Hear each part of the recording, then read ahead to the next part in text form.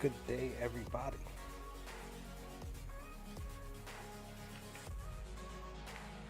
Hope you all are doing well today.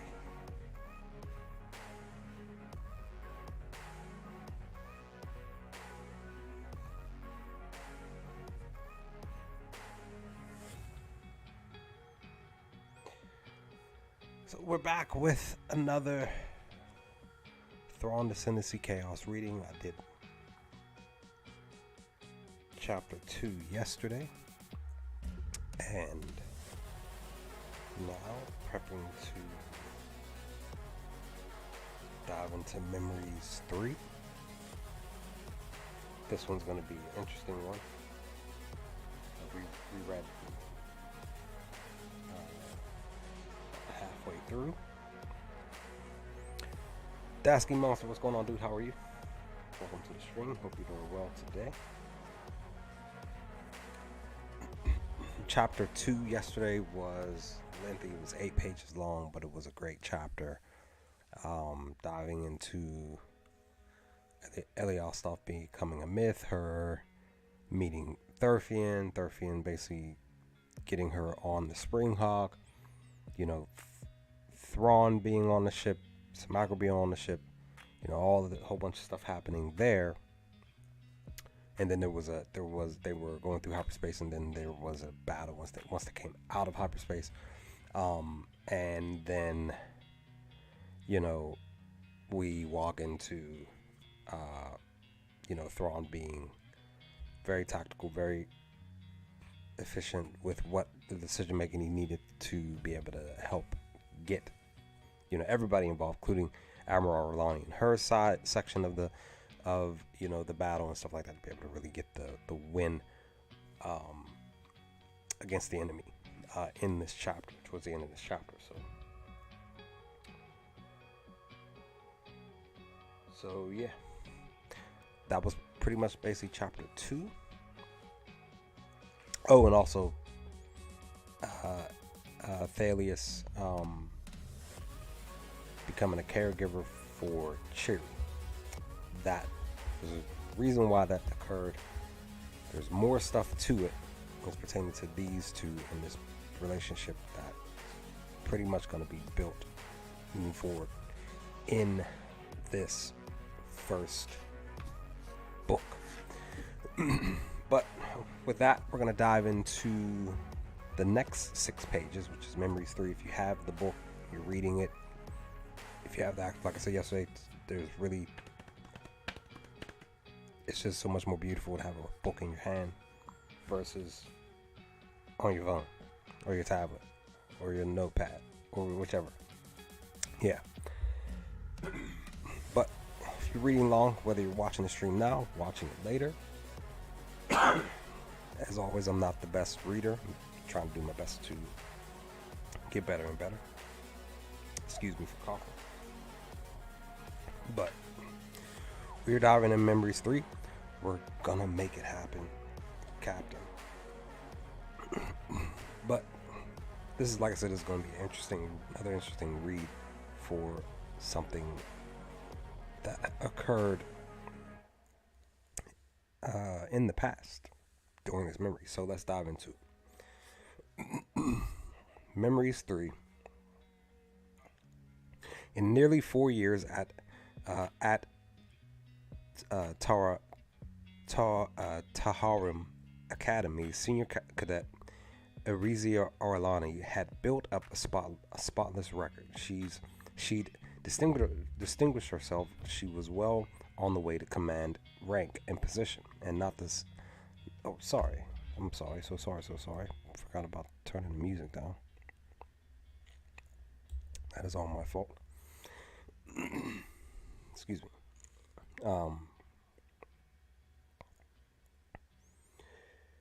She distinguished herself. She was well on the way to command rank and position, and not the slightest hint of scandal had ever touched her name until now. Senior Cadet Ziara, Colonel Weavery intoned in the voice he saved for the most heinous of offenders against Taharim's traditions. A cadet under your tutelage has been accused of cheating. Have you anything to say in your defense or in your or his defense? Un- Under your tutelage, all Ciara had done was to proctor the damn simulation exercise Cadet Thrawn had been taking, but her name was attached to the charge, and so here she sat. Not that there was much chance of serious consequences. Certainly, the Irizi representative seated at one end of the three officer panel didn't look worried. At the other end of the table, she felt a flicker of sympathetic pain. Thrawn was the one standing on the brink here, and yet the Myth family representative hadn't even shown up. Oh man, somebody's late. Possibly.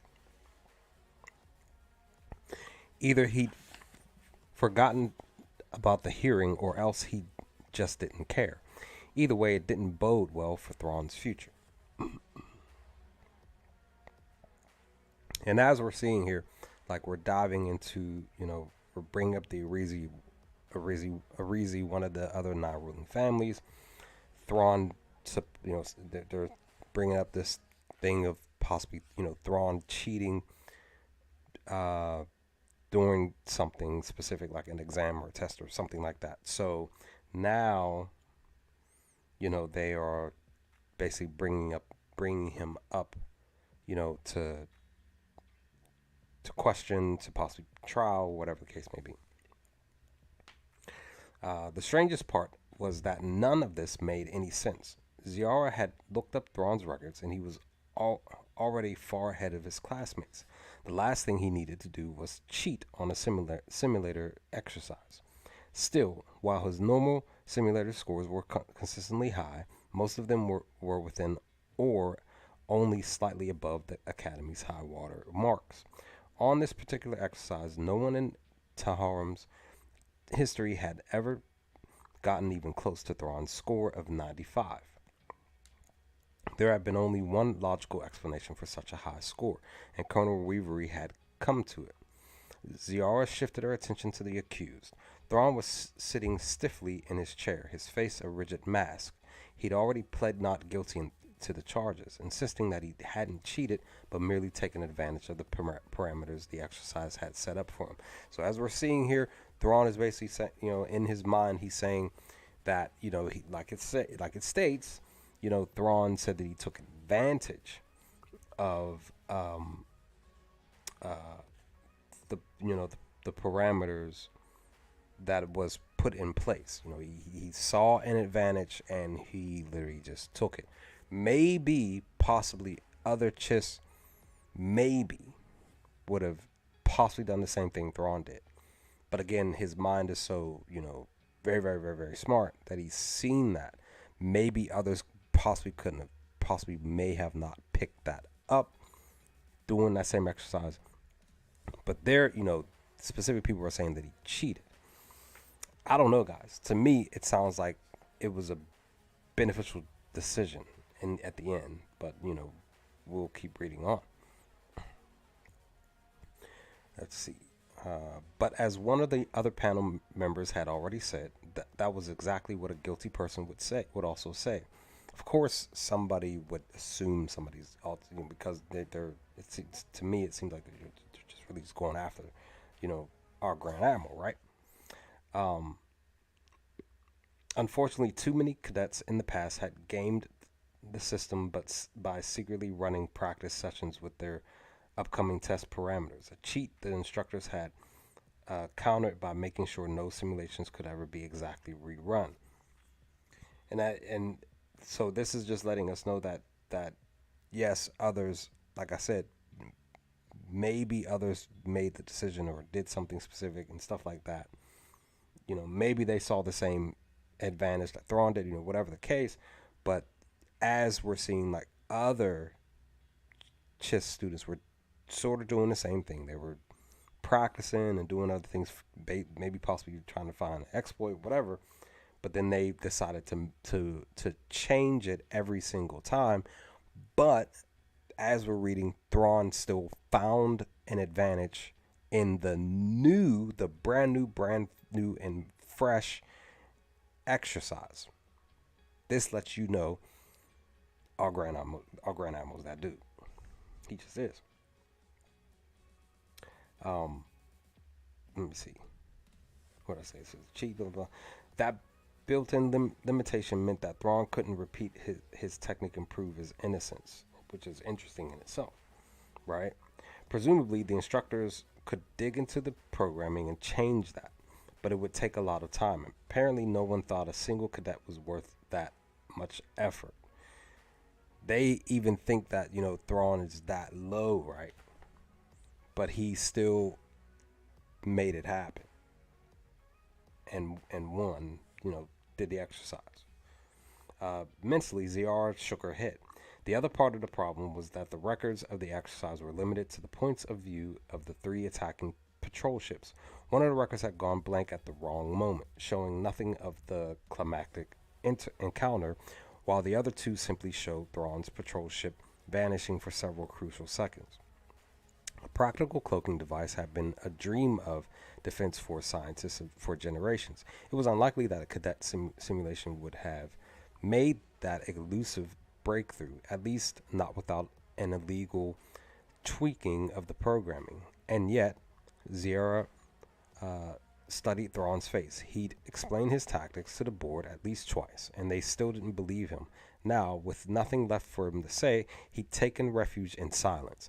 Ziara might have expected to find defiance or anger there, but she could see neither. He stood alone without even his family to support him. And see, we're seeing that Thrawn is, very, he keeps his emotions intact. You know what I mean? Like, he could have shown any other type of emotion while explaining himself, while possibly getting cut off, while, them saying, like, like, you cheated, like, no, that doesn't make any sense, blah, blah, blah, this was set up, this, that, and the third.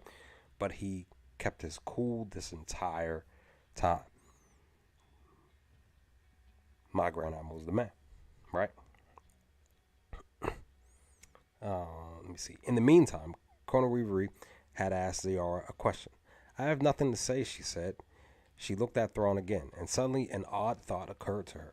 Something she'd glimpsed in Thrawn's record. The story about how he'd risen from an obscure family to gain an appointment to Taharum. For the moment, she added quickly, if I may beg the board's indulgence, I would like to take the luncheon break to again consider the situation and evidence. Nonsense, one of the other board members scoffed. You've seen the evidence. Given the lateness of the morning, Weavery interrupted calmly, I see no reason why we can't postpone a decision until after midday. We'll meet again in 1.5 hours. He tapped the polished stone with his fingertips and stood up. The others followed suit, and they filed silently from the room. None of them, Ziara noted, gave either her or Thrawn a second look. Except Colonel Weavery, the last one out. He paused beside Ziara's chair.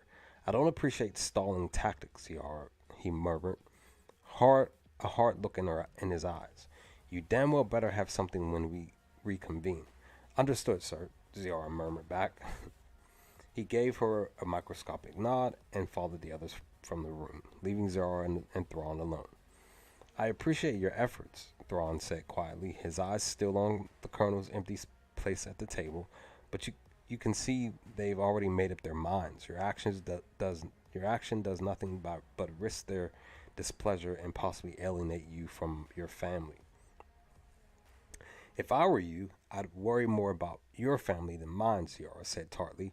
Speaking of whom, why isn't your rep here? Thrawn gave a small shrug. I don't know.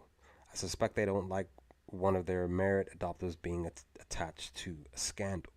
No family does, Ziara said, frowning. He was right about that, of course. But even merit adoptives counted as part of the family, and, as such, were to be guarded and defended.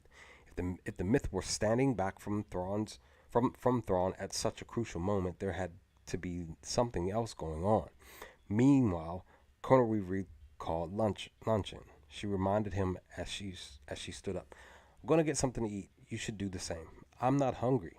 Eat something anyway, Ziara hesitated, but it was too good of a chance to pass up. That way, if they kick you out, you'll at least have one more free meal.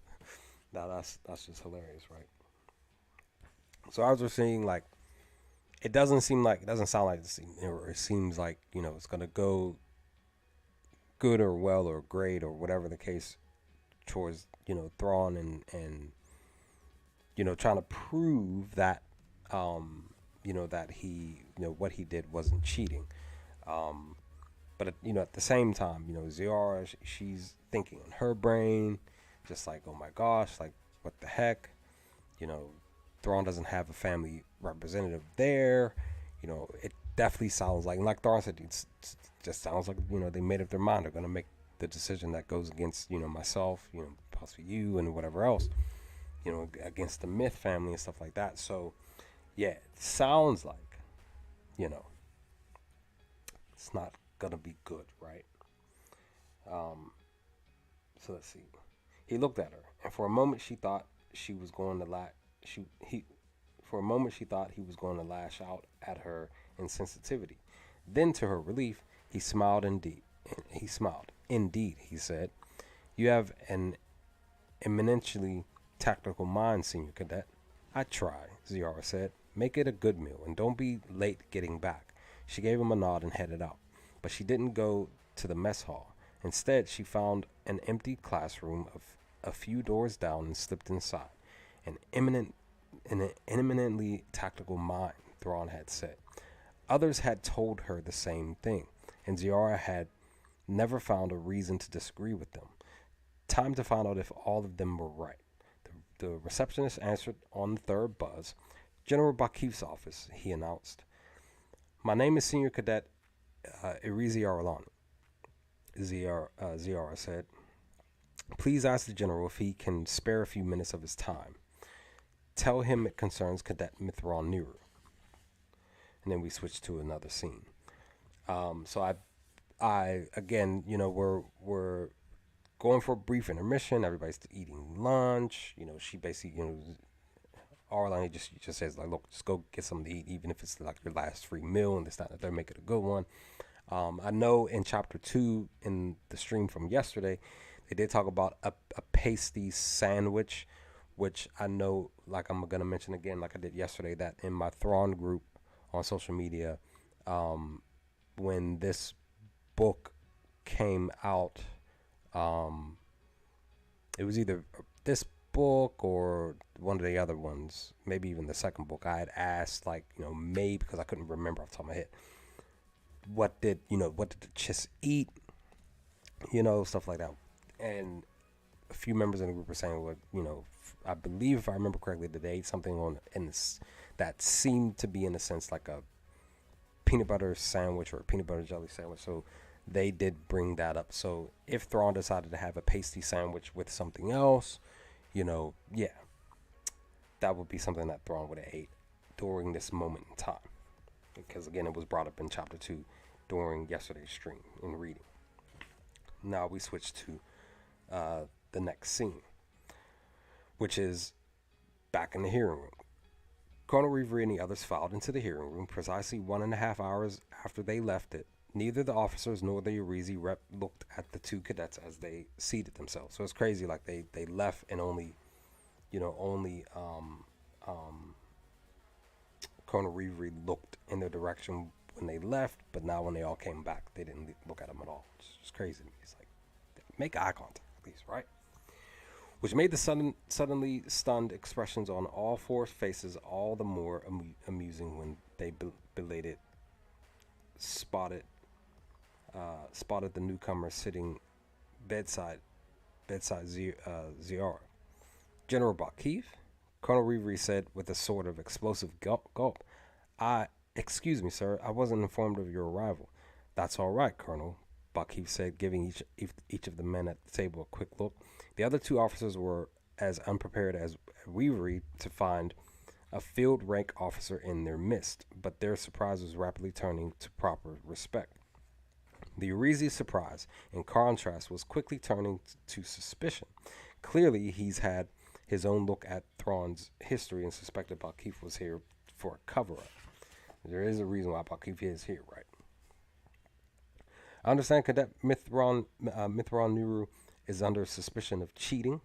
Balkeef continued, turning back to Weavery. I think Cadet Ziara and I may have a way to resolve the issue. With all due respect, General, we've examined all the evidence, Weavery said, some stiffness creeping into his difference. Deference, excuse me. The exercise cannot be repeated without the same parameters as were in place when he took it, and he claims that without those parameters he cannot duplicate his success. I understand, Buckheath said, but there are other ways. I hope you're not going to suggest we reprogram the simulator, one of the other officers put in. The safeguards that we put in to prevent cadets from doing that very thing would take weeks to unravel. No, I'm not suggesting that, Buckheath assured him. I presume, Colonel, that you have all the relevant exercise parameters? Yes, sir, Weavery said. But as I said, a moment, Buckheath said, turning to Thrawn. Cadet Thrawn, you've logged 200 hours on the patrol craft simulator. Are you ready to try the real thing? Thrawn's eyes darted to Ziara, back to Buckheath. Yes, sir, I am. Just a minute, the Irizi cut in. What exactly are you proposing? I should think that was obvious, Buckheath said. The danger inherent in teaching via simulator is that if the simulation diverges from reality, we may not notice until too late. He waved a hand at Thrawn. We have here an opportunity to compare the simulation with reality. We're going to take advantage of it. Taharim Academy is under Colonel Weavery's authority, the Irizi insisted. Indeed it is, Buckheath turned to Weavery. Colonel, I concur, General, Weavery said without hesitation. I'm looking forward to the exercise. Irizi glared at him, but he merely compressed his lips and inclined his head. Good. Buckheath turned back to the board. Gentlemen, I have 4 patrol craft prepped and waiting at the platform, plus an observation launch for the 6 of us to watch from. He stood up and gestured toward the door. Shall we go? This is where it's about to get super duper interesting because they're literally taking Thrawn out into the field, son. They're saying, screw the simulation. Let's go see what Thrawn can do in the midst of actual like it's about to go down. I'm hyped. I don't know about y'all, but I'm hyped. My grandma was about to go get tested for real, son. All right, so we switching to the next scene. Look at that. We only have like 1, 2, 3 more pages. Nice. It's only been a half hour. Well, 20 minutes, really. The 4 patrollers were in their starting positions. Thrawn in one, 3 of General Buckheath's pilots in the other. The test area had been cordoned off, and the initial points for the exercise mapped out.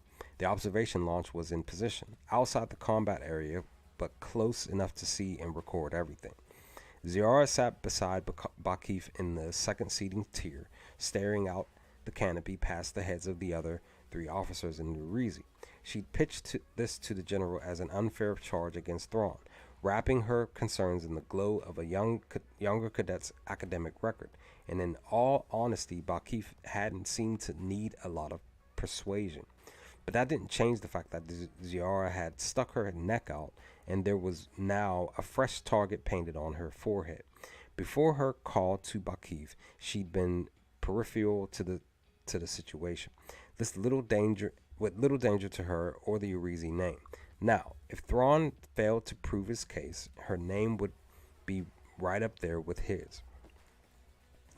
Patrols 1 and 3, go, Buckheath said into the comm. Patrol 4, go. Patrol 2, go. Make sure your vectors stay precisely on track. And we're getting started with the actual thing. In the distance in front of them, the 3 patrol ships began to move. Beneath them, Thrawn's Patrol 4 headed toward them. Steady, Buckheath warned. 2, increase thrust a couple of degrees. 1 and 3, running true. Cadet Thrawn, ready, sir. Thrawn's measured voice came in. Ziara felt her lip twitch. Now, when her stomach was tied up in knots, was naturally the moment he picked to be cool and calm. Hilarious. Or maybe it was just the space and combat were a more comfortable environment for him than a courtroom filled with officers, regulations, and family politics. And I love that part because it does show us that, you know, Thrawn more than likely in, the courtroom, he's not showing, he doesn't have his emotions on his shoulders. You can't really tell what's going on in his head. But more than likely on the inside, he is nervous. He's just not showing it. He's a little rattled. He's just not showing it. But out there, that's where Thrawn really, really, truly just is, like she said, cool and calm. He's really, really collecting himself, his mind. He's able to actually just flow so much better. This is Thrawn's comfort zone, son. It's just dope. Let me see. Stand by, Balkeef said. Exercise begins now. The 4 patrol ships leap toward each other, precisely matching the exercise's original parameters. Thrawn cuts to starboard, heading toward 3. 1 and 2 angle toward him, closing distance. Thrawn opened fire, raking 1 and 3 with low power. Exercise level spectrum laser shots. The 2 ships veered apart, moving out of the lines of fire. As 2 headed toward Thrawn's flank, all 3 targeting Thrawn with their own fire. For a few seconds, Thrawn ignored the theoretical destruction hammering at his ship's hull and continued toward 1 and 3. Then, abruptly, he spun his ship around in a 180 yaw, turning his thrusters toward 1 and 3 as if preparing to escape. But instead of firing his aft thrusters, he threw full power to the forward ones, continuing his drive toward 1 and 3. The maneuver caught all 3 attackers off guard. One and 3 veered even farther apart, reflexively shying away from the threat of being rammed. 2, which had been intent on a flanking close fire position, instead shot past Thrawn's bow. And as 2 passed in front of him, Thrawn fired his lasers at its stern, simultaneously firing his rear thrusters full power toward 1 and 3. Look at that. As we're seeing, Thrawn literally just takes advantage. He does something specific, and it throws everything off balance, against the ships that are coming at him, and he's able to actually hit them all in a specific way. Basically, simultaneously. Just super dope, right? Someone swore softly. Somehow, Thrawn's attack had killed 2 accelerations and sent it into a slow tumble. Thrawn's own thruster burst sent him past 2 stern, once again leaving him a clear path for escape. But to Ziara's astonishment, instead of running, he fired his forward thrusters, killing his speed and dropping beside 2, putting the tumbling ship behind him and the more distant 1 and 3. And somehow, right in the midst of that maneuver, his ship picked up the exact same tumble that his attack had given 2, precisely matching its speed and rotation as he settled in behind it. Ziara huffed out a half laugh. "He did it," she said under her breath. "He disappeared." "What are you talking about?" Irizi asked, sounding confused. "He's right there, not done," Balkeef warned. A second later, Thrawn broke his ship out of its wobble, and as 2 rotated past him, he fired his bow flank and stern flank lasers, catching 1 and 3 squarely in their bows. "Hold," Balkeef called. "The exercise is over. Thank you all. Please return to the launch platform. Cadet Thrawn, are you comfortable with docking your ship by yourself?" "Yes, sir." "I'll see you inside then." "Well done, Cadet." He keyed off. "What do you mean, well done?" Ariza demanded. "What did that prove?" "It was a skillful enough maneuver. I'll grant you that. I'll grant you, but we all saw it. He hardly disappeared the way he claimed." "On the contrary," Balkeef said, a mixture of admiration and amusement in his voice. "We only saw it because we were above the field of combat, and because we were using low-power lasers that skewed the real-world effects." The simulation, on the other hand, wasn't so limited. He looked at Weavery. "Colonel?" "Yes," Weavery said. He didn't sound as amused as Balkeef, but Ziara could hear the same admiration in his voice. "Well done indeed." "General," the Irizi began. "Patience, aristocrat," Balkeef said, and to Ziara's surprise, he turned to her. "Senior Cadet Ziara, perhaps you'd be good to explain? Yes, sir, Ziara said, feeling like she'd suddenly been tossed into the deep end. The most junior person in the compartment, and he wanted her to give what amounted to the lecture. To the lecture? Still, having Arizi explain to another Arizi was probably the politically smart move. Very smart indeed, right?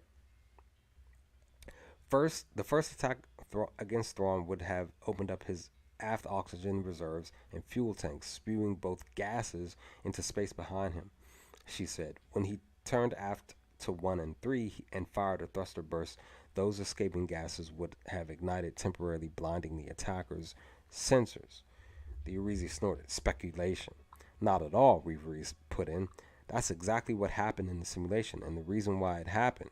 Continues Senior Cadet. Look at that, look at that, look at that, son. Thrawn's that dude. Ziara nodded. At the same time, Thrawn fired at two's aft thrusters, damaging them in a precisely specific pattern that not only temporarily knocked them out, but also gave them the ship a predictable wobble.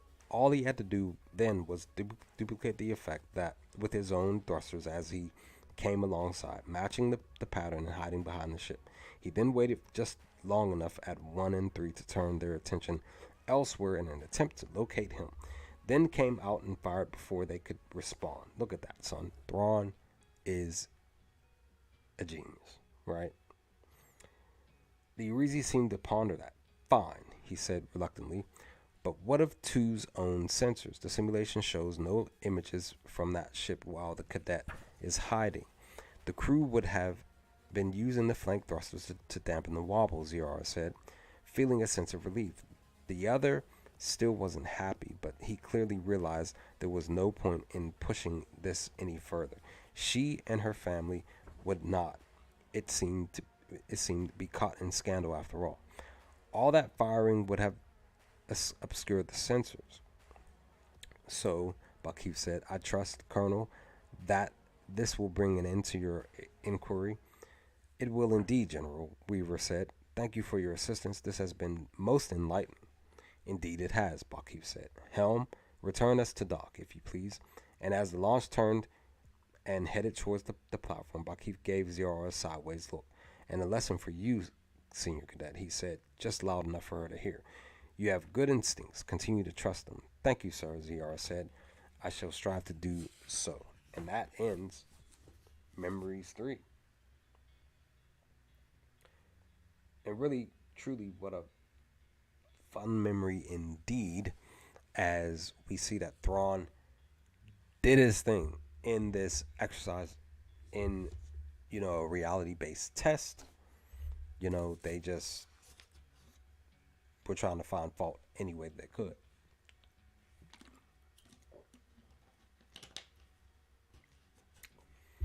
And it's just like, dude, just accept that my Grand Admiral bested y'all in both the test and reality simulation. He just handled his business. He made it happen. Got the win. He didn't cheat. He made it do what it do. And that's how it's supposed to be, right? You know what I mean? Again, to me, my Grand Admiral is the GOAT, right? He just is. And, he's gonna have haters, because if you don't have haters, you're not doing your job right? So, this memory was fun. I really enjoyed it a lot. And as always, this trilogy, this, just in general, is just a dope read. And I can't wait to jump into chapter 3 to come, which will be maybe in a few days. We'll see what happens. I need to get my voice a rest, kind of. But I have a video coming out tomorrow that I gotta work on tonight. As long as I can get it done tonight. If not, it will be out Tuesday. Hopefully after that latest. And then Wednesday, going to work on a couple of other videos for later in the week. We'll see what happens. But other than that, guys, I'm out. I'm going to just go get some dinner and relax and rest and pretty much prepare to go to work tomorrow. But if you watched this entirely, leave some comments, comment section below. Let me know your thoughts on Memories 3. What do you all think of this memory? What was your reaction when you read it? Probably even listen to Mr. Mark Thompson do his thing on the audio when it pertains to the audio book. But other than that, let me know your thoughts, guys. Let's talk about some things. And as always, stay